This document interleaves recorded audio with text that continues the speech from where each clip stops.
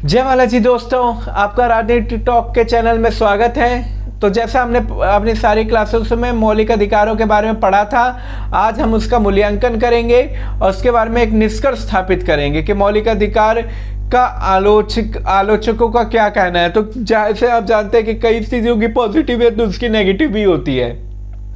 तो सबसे मुख्य कारण है मौलिक अधिकार किसी भी प्रकार से स्थगित किए जाते हैं और किसी भी समय में ये स्थगित किए जा सकते हैं। संसद के द्वारा संसद को भंग करके प्रधानमंत्री ये अपील कर सकता है कि राष्ट्रपति शासन की जरूरत है और सारे मौलिक अधिकार वो छीन सकता है, अपने पास रख सकता है। अनुच्छेद 352, अनुच्छेद 356, अनुच्छेद 360 द्वारा ये एक चीज की जा सकती है। ये तीन ऐसे अनुच्छेद है जिसके द्वारा राष्ट्रपति शासन लगाया जा सकता है, जिसमें वित्तीय संकट के द्वारा, देश में आंतरिक गड़बड़ी के द्वारा, सुरक्षा दृष्टि से के द्वारा हम राष्ट्रपति शासन लगा सकते हैं। तो अब हम दूसरा सबसे मुख्य पॉइंट पढ़ेंगे कि ये बहुत अधिक जटिल है, अधिक जटिल और अधिक स्पष्ट है।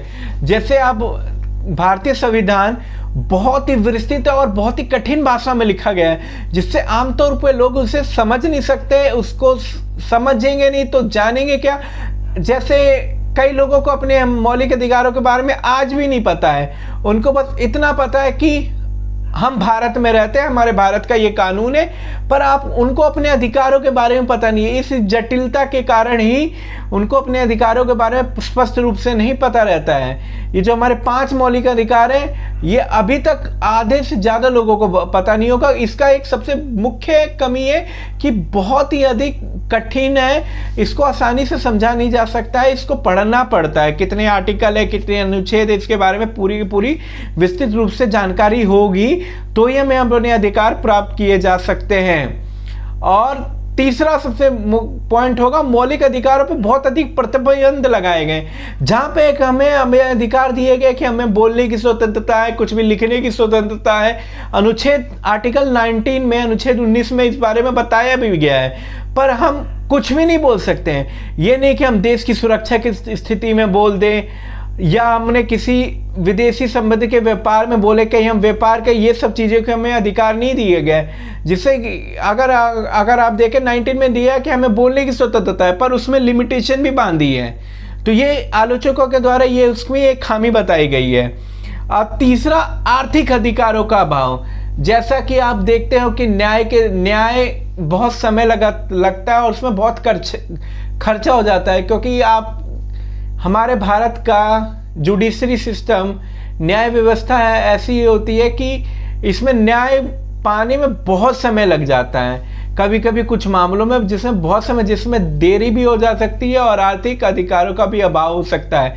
अब जैसे आर्थिक अधिकारों का एक अभाव, एक पॉइंट ये भी हो सकता है कि उस जमाने में, जिस जमाने में संविधान बनाते उस समय वेतन पैसे इन सब का बहुत कोई हिसाब नहीं था। तो वेतन का अधिकार, शिक्षा का अधिकार, ये सब भी लोगों को प्राप्त होने चाहिए, जो एक आर्थिक अधिकार पे हो, जो उनको इस संविधान में दी नहीं गई है। अब हम पढ़ेंगे अपना चौथा पॉइंट क्या है?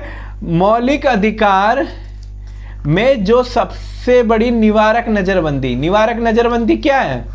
निवारक नजरबंदी वो है जिसके द्वारा हम शक के द्वारा, जिसमें मतलब हमें ये नहीं है कि वो आरोपी है, वो आरोप कर सकता है, बस एक शक के द्वारा हम उसको कैद कर सकते हैं। ये संविधान का, या भारतीय संविधान का सबसे काला कानून माना जाता है कि हम शक के बिना किसी को भी किया जा सकता है। और निवारक नजरबंदी आर्टिकल 22 में इसके बारे में बताया गया है। बहुत इसमें है कि उसमें अगर किसी को हम नजर कैद कर दे, शक के गुनाह कर दे, तो उसकी व्यक्तिगत स्वतंत्रता छिन जाएगी।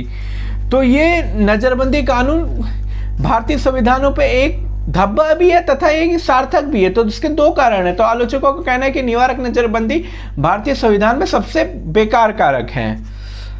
और महंगी न्याय व्यवस्था, यहाँ की न्याय व्यवस्था आपको जैसे ही पता है, आप ह्यूमन कल्चर में हो, कि यहाँ की न्याय व्यवस्था थोड़ी महंगी ज़्यादा है। भारत में न्याय व्यवस्था ऐसे ही बहुत महंगी है और अधिकारों की रक्षा के लिए नागरिक केवल सर्वोच्च न्यायालय तथा किसी उच्च न्यायालय में ही जा सकते हैं। अब छोटी जुडिशरी में नहीं मान सकते। इसके 3 स्तर हैं कि छोटी जुडिशरी से हमें न्याय नहीं मिला, बड़ी जुडिशरी में जाएंगे, बड़ी जुडिशरी से नहीं मिला तो हम सुप्रीम कोर्ट में जाएंगे। डायरेक्ट हम सुप्रीम कोर्ट में कोई मामला लेके जा नहीं सकते हैं। तो ये जो 3 स्टेप बाय स्टेप होता है, ये धीरे धीरे बहुत खर्चा करता है, क्योंकि जाहिर सी बात है इसमें हमारा समय लगेगा, पैसा लगेगा, हमें साधन जुटाने पड़ेंगे।